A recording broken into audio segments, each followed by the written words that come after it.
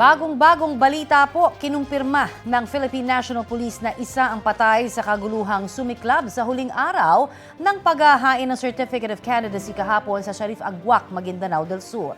May 5 ring sugatan sa batuhan at palitan ng putok ng baril sa pagitan ng dalawang grupo ng mga taga-suporta ng mga kakandidato.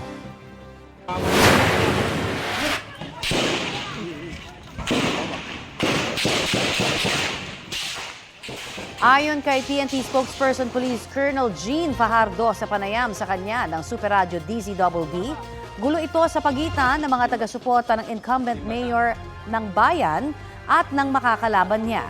Nangyari raw ito humigit kumulang 200 hanggang 300 metro layo mula po sa municipal compound kung saan ang tanggapan ng COMELEC. Noong panahon daw yun ay nasa labas ng COMELEC office ang incumbent mayor habang nasa loob ang kanyang makakalaban. Tinitingnan pa ng pulisya kung politically motivated ang gulo at kung posibleng isa ilalim ang lugar sa areas of concern sa eleksyon 2025.